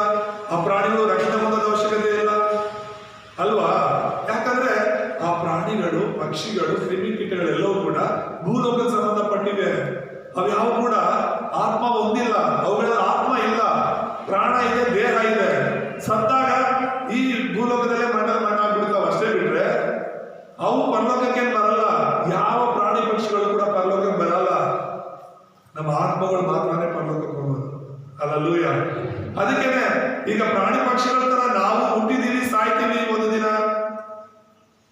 ನಾವೇ ಪರಲೋಕಕ್ಕೆ ಹೋಗಲ್ಲ, ಪರಲೋಕ ನಮ್ಗೆ ಇಲ್ಲ ಅನ್ನೋದಾಗಿದ್ರೆ ನಾವು ಯೇಸು ನಮ್ಮ ಅವಶ್ಯಕತೆ ಇಲ್ಲ. ನಾವು ಕ್ರಿಸ್ತನಿಗೋಸ್ಕರ ಬದುಕುವ ಅವಶ್ಯಕ ಪ್ರಾಣಿಗಳಾಗಿದೆ ನಾವು ಬದುಕಬಹುದಾಗಿತ್ತು. ನಮ್ಮಲ್ಲಿ ಶ್ರೇಷ್ಠವಾದ ದೇವರ ಆತ್ಮ ಇದೆ. ಅಲ್ಲೂಯ್ಯ. ದೇವರ ಕೊಟ್ಟ ಜೀವ ಶ್ವಾಸ ಇದೆ. ಅದಕ್ಕೋಸ್ಕರ ನಾವು ದೇವರ ಚಿತ್ತವನ್ನು ಅರ್ಥ ಮಾಡಿಕೊಂಡು ದೇವರ ಚಿತ್ತದಂತೆ ನಡೀಬೇಕಾಗಿದೆ.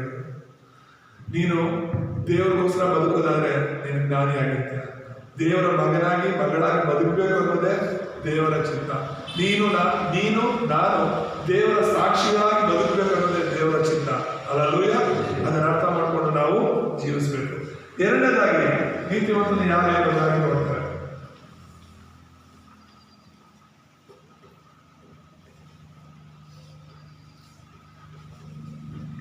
ಯಾರು ನೀತಿವಂತನು ಅಂತ ನಾವು ನೋಡುವಾಗ ಒಂದು 3 ವಿಷಯಗಳು. ಯೇಸುವನ್ನ ಕ್ರಿಸ್ತನಾಗಿ ನಂಬುವ,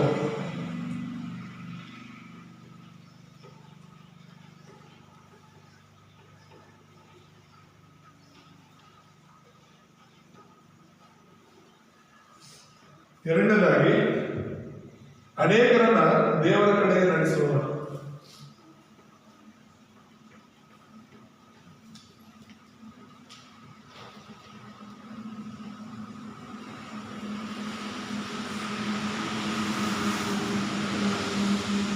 ಮೂರನೇದಾಗಿ ಅನೇಕರನ್ನ ಶಿಷ್ಯರಾಗಿ ಮಾಡುವ.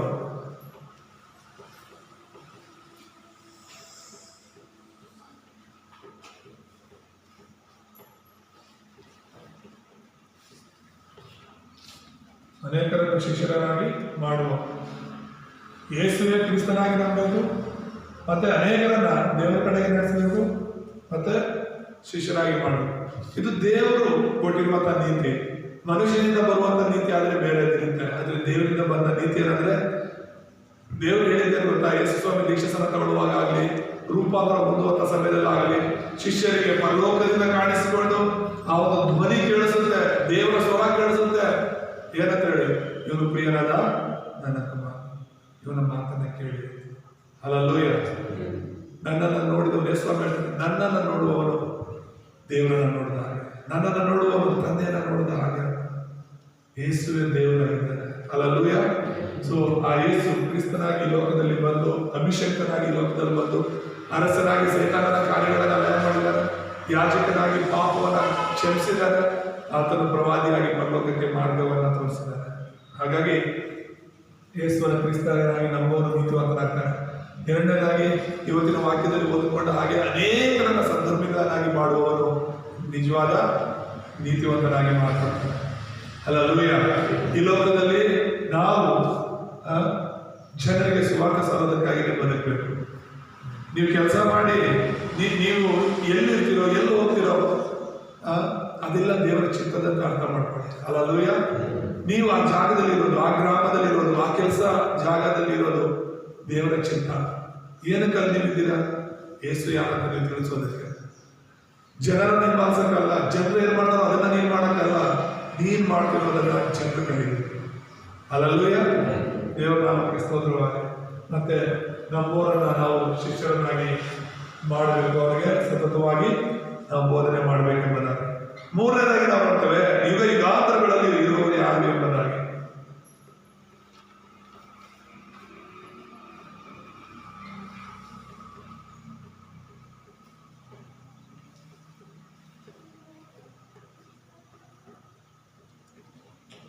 ಯುಗ ಯುಗಾಂತರಗಳು ಇರುವವರು ಯಾರು?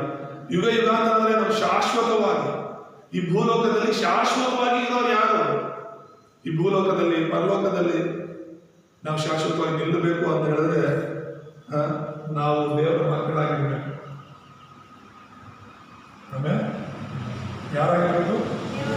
ದೇವರ ಮಕ್ಕಳು ಮಾತ್ರನೇ. ಈ ಭೂಲೋಕದಲ್ಲಾದರೂ ಸತ್ತ ಮೇಲೆ ಪರಲೋಕದಲ್ಲಾದರೂ ಯುಗ ಯುಗಾಂತರಗಳಲ್ಲಿ ದೇವರಿಗೋಸ್ಕರ ದೇವರ ಜೊತೆಯಲ್ಲಿ ಜೀವಿಸೋದಕ್ಕೆ ಸಾಧ್ಯವಾಗುತ್ತೆ.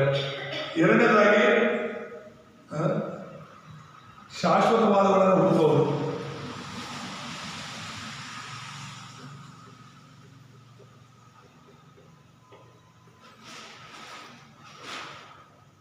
ಈ ಲೋಕದಲ್ಲಿ ನಶಿಸಿ ಹೋಗುವಂಥವುಗಳಿವೆ. ಕಣ್ಣು ಕಾಣೋದೆಲ್ಲ ನಶಿಸಿ ಹೋಗುವಂಥದ್ದು. ನಿಮ್ಮ ಕಣ್ಣಿಗೆ ಏನೆಲ್ಲ ಕಾಣ್ತಿದೆ, ಆಕಾಶ ಭೂಮಿ ಕೂಡ ಕಾಣದೆ ಹೋಗುತ್ತೆ ಅಂತ ಬೈಬಲಲ್ಲಿ ಪ್ರಕಟಣೆ ಎಲ್ಲ ಮಾಡ್ತೇವೆ. ಈಗಿರುವಂತಹ ಆಕಾಶ, ಈಗಿರುವಂತಹ ಭೂಮಿ ಅದು ಕಾಣದೆ ಹೋಗುತ್ತೆ. ಸೊ ನಮ್ಮ ಕಣ್ಣಿಗೆ ಏನೆಲ್ಲ ಕಾಣ್ತಾ ಇದೆ ಅದೆಲ್ಲ ನಶಿಸಿ ಹೋಗುತ್ತೆ. ಸೂರ್ಯನ ದೇವರನ್ನ ಪೂಜೆ ಮಾಡ್ತಾರೆ, ಕಾಣದೆ ಹೋಗುತ್ತೆ. ಚಂದ್ರನನ್ನ ಪೂಜೆ ಮಾಡ್ತಾರೆ, ಕಾಣದೆ ಹೋಗುತ್ತೆ. ನಕ್ಷತ್ರಗಳನ್ನ ಪೂಜೆ ಮಾಡ್ತಾರೆ, ಕಾಣದೆ ಹೋಗುತ್ತೆ. ನೀರನ್ನ ಪೂಜೆ ಮಾಡ್ತಾರೆ, ಕಾಣದೆ ಹೋಗುತ್ತೆ. ಪ್ರತಿಯೊಂದು ಈ ಕಣ್ಣು ಕಾಣುವಂತಹ ಪ್ರತಿಯೊಂದು ಕೂಡ ನಾಶವಾಗುತ್ತೆ. ಶಾಶ್ವತವಾಗಿರುವಂಥದ್ದನ್ನು ಹುಡುಕಬೇಕು. ಶಾಶ್ವತವಾಗಿರುವಂಥದ್ದು ದೇವರು ಮಾತ್ರ. ಹಲ್ಲೆಲೂಯಾ. ಶಾಶ್ವತವಾಗಿರುವಂಥದ್ದು ಪರಲೋಕ ಮಾತ್ರ. ಶಾಶ್ವತವಾಗಿರುವಂಥದ್ದು ನಾವು ಹೊಂದಿಕೊಳ್ಳುವ ರಕ್ಷಣೆ, ನಾವು ಹೊಂದಿಕೊಳ್ಳುವಂಥ ನಿತ್ಯ ಜೀವ. ಹಲ್ಲೆಲೂಯಾ.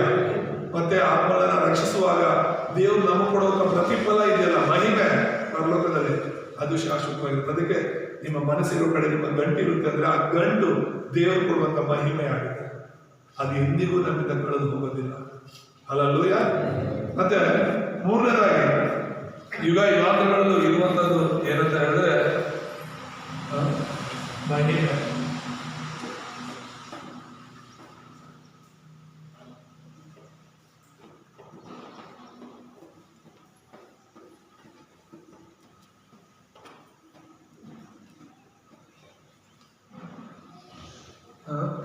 ಸುವಾರ್ತಿಕರಿಗೆ, ಸುವಾರ್ತೆ ಸಾರುವವರಿಗೆ, ಕ್ರಿಸ್ತನಿಗಾಗಿ ಜೀವಿಸುವವರಿಗೆ ದೇವರು ಕೊಡುವಂಥ ಮಹಿಮೆ ಅದು ಯುಗ ಯುಗಾಂತರಗಳಲ್ಲೂ ಕೂಡ ಇರುತ್ತೆ. ಅದಕ್ಕೋಸ್ಕರ ನಾವು ಸುವಾರ್ತೆ ಸಾರುವವರಾಗಿ ಇರಬೇಕು ಅಂತ. ಆಗ್ಲೇ ಹೇಳ್ತಾ ಇದ್ದೆ, ಒಳ್ಳೆ ಕೆಲಸ ಮಾಡಿದ್ರೆ ನಮ್ಗೆ ಒಳ್ಳೇದಾಗುತ್ತೆ, ಪುಣ್ಯ ಸಿಗುತ್ತೆ. ಎಲ್ಲದಕ್ಕಿಂತ ಒಳ್ಳೆ ಕೆಲಸ ಯಾವುದು ಗೊತ್ತಾ? ಯೇಸು ಬಗ್ಗೆ 4 ಜನರಿಗೆ ಹೇಳೋದು. ಹಲ್ಲೆಲೂಯಾ. ಸುಳ್ಳನ್ನ ಬೇಗ ಹೇಳ್ತೀವಿ, ಇನ್ನೊಬ್ಬರ ಬಗ್ಗೆ ಚಾಡಿ ಬೇಗ ಹೇಳ್ತೀವಿ, ಇನ್ನೊಬ್ಬರ ಮನೆ ವಿಷಯಗಳು ತಗೊಂಡೋಗಿ ಕೇಳಿಲ್ಲ ಅಂದ್ರೂ ಕೂಡ ಇನ್ನೊಬ್ರಿಗೆ ಹೇಳ್ತೀವಿ ಅಲ್ವಾ? ಇನ್ನೊಬ್ಬರ ವಿಷಯ ಏನಾದ್ರೂ ಸ್ವಲ್ಪ ಸಿಕ್ಕಿದ್ರೆ ಸಾಕು, ಯಾವಾಗ ಹೇಳೋಣ ಇನ್ನೊಬ್ರಿಗೆ? ನಿಮ್ಗೆ ಯಾರು ಕ್ಲೋಸ್ ಆಗಿರ್ತಾರೋ ತಕ್ಷಣ ಫೋನ್ ಮಾಡೋದು, ತಕ್ಷಣ ಬಾರ ನಿನ್ನ ಹತ್ರ ಅವ್ರ ವಿಷಯ ಹೇಳಬೇಕು. ಏನು ನಿನ್ ವಿಷಯ? ಇನ್ನೊಬ್ಬರ ಮನೆ ವಿಷಯ ಏನಾಯ್ತು ಗೊತ್ತಾ? ಅಲ್ಲಿ ಅವನು ಹಿಂಗ್ ಮಾಡ್ದ, ಇವಳು ಹಿಂಗ್ ಮಾಡ್ದು, ಆ ಮನೇಲಿ ಹಿಂಗಾಯ್ತು. ತಕ್ಷಣ ಆ ವಿಷಯ ಇನ್ನೂ ನಡೆದು ಮನೆಯವ್ರಿಗೂ ಗೊತ್ತಾಗಿರಲ್ಲ, ಆಗ್ಲೇ ನಿನ್ನ ಮೂಲಕ 10 ಜನ ಗೊತ್ತಾಗ್ಬಿಟ್ಟಿರುತ್ತೆ. ಇನ್ನೊಬ್ಬರ ಮನೆ ವಿಷಯ ಅಂದ್ರೆ ಅದು ಕೂಡ ಕೆಟ್ಟದ್ದೇ. ಒಳ್ಳೆಯದನ್ನೇ ಹೇಳೋರು ನಿಜವಾಗ್ಲೂ ತುಂಬಾ ಕಡಿಮೆ. ಶಂಕರಬದ್ಧರು ತುಂಬಾ ಒಳ್ಳೆಯವರು ಗೊತ್ತಾ?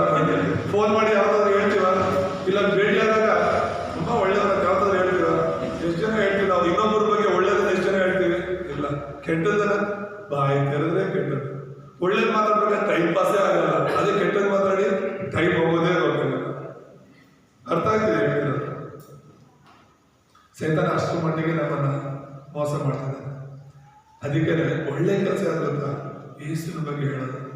ಅರೆ, ಯೇಸು ಬಗ್ಗೆ ತಿಳ್ಕೊಂಡ ತಕ್ಷಣ ನಿಮ್ಮ ಮನಸ್ಸಲ್ಲಿ ಕುದೀತಾ ಇರ್ಬೇಕು. ಸುಮ್ಮನೆ ಎರೆಮೇಲೆ ಹೇಳ್ತಾನೆ, ನಾನು ಸುವಾರ್ತೆನೇ ಸಾರಬಾರ್ದು, ನಿನ್ನ ಮಾತೆತ್ತಿ ಮಾತಾಡಲೇ ಮಾತಾಡ್ಕೊಂಡಿದ್ದೀನಿ. ಯಾಕಂದ್ರೆ ನಿನ್ನ ಸುವಾರ್ತೆ ಸಾರಿದ್ರೆ ಸಾಕು ನನಗೆ ಕಷ್ಟ ಬರುತ್ತೆ. ಜನ ನನ್ನ ಹೊಡಿತಾರೆ, ಜನ ನನ್ನ ಬೈತಾರೆ, ಜನ ನನ್ನ ಅವಮಾನ ಪಡಿಸ್ತಾರೆ. ನಾನು ಯಾಕೆ ಮಾತಾಡಲಿ? ಅದಕ್ಕೆ ನಾನು ಮಾತಾಡಲೇಬಾರ್ದು ಅಂತ ನನ್ನ ಬಾಯಿ ಮೇಲೆ ಕೈ ಇಟ್ಕೊಂಡು ಕೂತ್ಕೊಂಡ್ಬಿಡ್ತೀನಿ ಅಂತ ಅಂದ್ಕೊಂಡ್ರೆ ನನ್ನ ಮೂಳೆಗಳಲ್ಲಿ ಏನಂತ, ನನ್ನ ಎಲುಬುಗಳಲ್ಲಿ ನಿನ್ನ ವಾಕ್ಯಗಳು ಬೆಂಕಿ ಅಂತ ಉರಿತಾ ಇರುತ್ತೆ ಅಂತ ಹೇಳ್ತಾನೆ. ಆ ಮಾತುಗಳನ್ನು ಕೇಳಿಸ್ಕೊಳ್ಳುವಾಗ ನನಗೆ ಆಗ್ತದೆ. ಅದಕ್ಕೆ ಹೇಗಿರಕ್ಕಾಗುತ್ತೆ? ನಾವು ಯಾರ ಬಗ್ಗೆನೋ ಏನಾದ್ರು ವಿಷಯ ಗೊತ್ತಾದ್ರೆ 4 ಜನಕ್ಕೆ ಹೇಳ್ಕೊಳ್ಳೋರು. ನಾವು ಯೇಸು ಬಗ್ಗೆ ಇಷ್ಟೆಲ್ಲ ಗೊತ್ತಿದ್ರು ಕೂಡ ಇನ್ನು ನಾವು ಯೇಸುನವರಂತ ಹೇಳ್ಕೊಳ್ಳೋದು ನಾಚಿಕೆ ಆಗುತ್ತೆ. ಕಳೆದ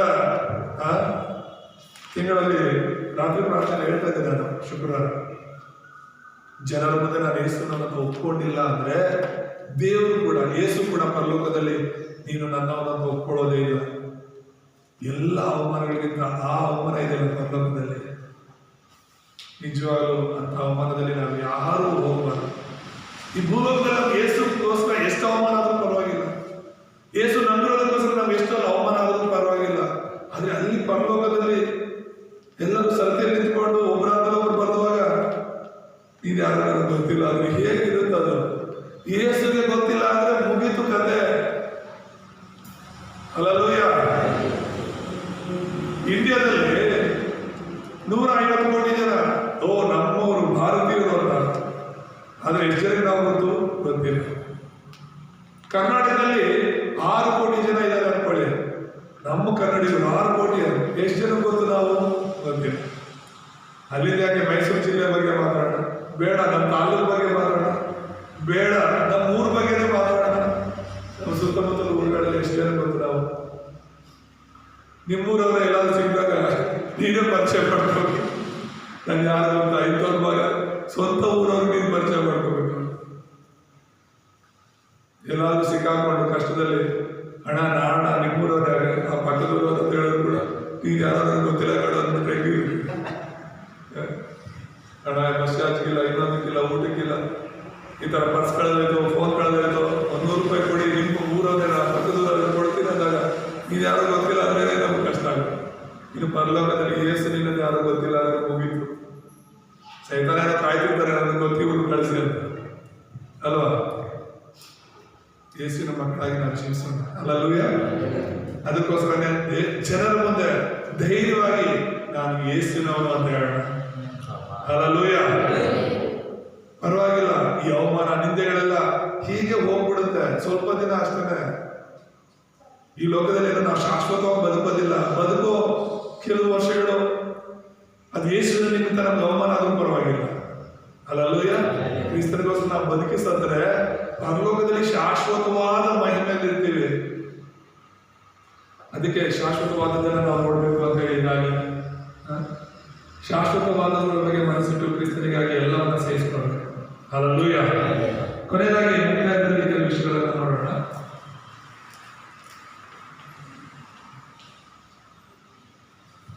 ಮುಕ್ತಾಯದಲ್ಲಿ ಯೇಸು ಸ್ವಾಮಿ ಹೇಳ್ತಾ ಇದ್ದಾರೆ, ನಾವು ಈ ಲೋಕಕ್ಕೆ ಬೆಳಕಾಗಿದ್ದೇವೆ.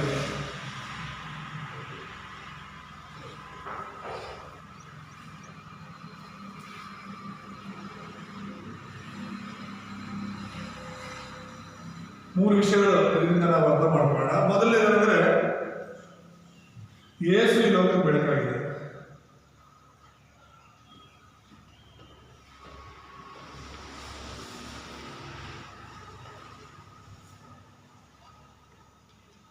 ಯೇಸು ಈ ಲೋಕ ಬೆಳಕಾಗಿದ್ದಾರೆ ಅಂತ ಹೇಳ್ಬಿಟ್ಟು ಯೋಹಾನ ಸುವಾರ್ತೆ 8:12 ವಚನದಲ್ಲಿ ನೋಡ್ತೇವೆ. ಎರಡನೇದಾಗಿ ನಾವು ನೋಡ್ತಿರೋದು ಯೇಸು ನಮ್ಮಲ್ಲಿರೋದ್ರಿಂದ ನಾವು ಈ ಲೋಕಕ್ಕೆ ಬೆಳಕಾಗಿದ್ದೀವಿ.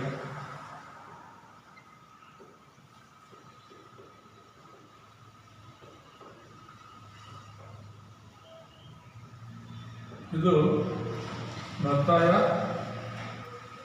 5ನೇ ಅಧ್ಯಾಯ 14ನೇ ವಚನದಲ್ಲಿ ನೋಡ್ತೀವಿ. ಯೇಸು ಸ್ವಾಮಿ ಹೇಳೋದು, ನೀವು ಈ ಲೋಕಕ್ಕೆ ಬೆಳಕಾಗಿದ್ದೀರಾ ಅಂತ ಹೇಳ್ಬಿಟ್ಟು. ಮತ್ತು ನೀವು ಯೇಸುಗಾಗಿ ಸಾಕ್ಷಿಗಳಾಗಿರಬೇಕು.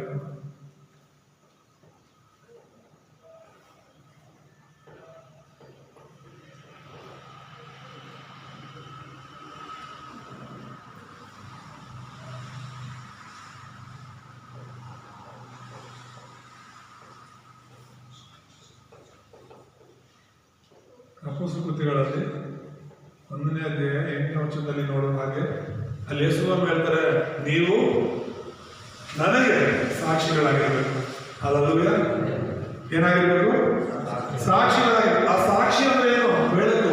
ಯೇಸುವೇ ಸತ್ಯ, ಜೀವ, ಮಾರ್ಗ ಅಂತ. ಯೇಸುವಿನ ಹೆಸರಲ್ಲೇ ನಮಗೆ ರಕ್ಷಣೆ, ಯೇಸು ಹೆಸರಲ್ಲೇ ನಮಗೆ ನಿತ್ಯ ಜೀವ, ಯೇಸು ಹೆಸರಲ್ಲೇ ನಮಗೆ ಪಾಪ ಕ್ಷಮಾಪಣೆ, ಯೇಸು ಹೆಸರಲ್ಲೇ ನಾವು ಸೈತಾನನ ಮಕ್ಕಳಾಗಿರುವಂತ ನಾವು ದೇವರ ಮಕ್ಕಳಾಗಿ ಮಾಡ್ಕೊಳ್ಳೋದಕ್ಕೆ ಸಾಧ್ಯ ಅನ್ನುವಂತಹ ಈ ವಿಷಯಗಳಿದೆಯಲ್ಲ, ಆ ಜ್ಞಾನ, ಪರಲೋಕದ ಜ್ಞಾನ, ಅದೇ ಬೆಳಕು. ಹಲ್ಲೆಲೂಯಾ. ಬೆಳಕಂದ್ರೆ ನಾವ್ ಹೇಗೆ ಹೋಗಿ ಬೆಳಕನ್ನ ಪ್ರಕಾಶಿಸಕ್ಕಾಗುತ್ತೆ? ಬೆಳಕಂದ್ರೆ ನಾವ್ ಹೇಗೆ ಅರ್ಥ ಮಾಡ್ಕೊಳಕ್ಕಾಗುತ್ತೆ ಅಂದ್ರೆ ಹೇಗೆ? ಬೆಳಕಂದ್ರೆ ಜ್ಞಾನ, ಬೆಳಕಂದ್ರೆ ಸುವಾರ್ತೆ. ಹಲ್ಲೆಲೂಯಾ.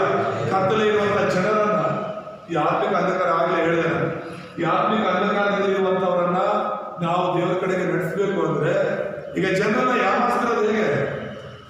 ಮಾತುಗಳಿಂದಲೇ. ಧರ್ಮಗಳು ಮಾತುಗಳಿಂದಲೇ, ಒಳ್ಳೆಯ ಕಾರ್ಯಗಳು ಮಾತುಗಳಿಂದ, ವಿಜ್ಞಾನ ಮಾತುಗಳು, ವಿಜ್ಞಾನ ಮಾತುಗಳಿಂದಲೇ ಇದೇ ಸರಿ ಇದು ತಪ್ಪು ಅಂತ ಇವ್ರು ಹೇಳ್ತಿರೋದ್ರಿಂದ ಜನರೆಲ್ಲರೂ ಮಾತುಗಳಿಂದ ಮೋಸ ಹೋಗ್ತಾ ಇದ್ದಾರೆ. ಸುವಾರ್ತೆ ಎಂಬುದು ಕೂಡ ಅಷ್ಟೇ, ದೇವರ ವಾಕ್ಯ.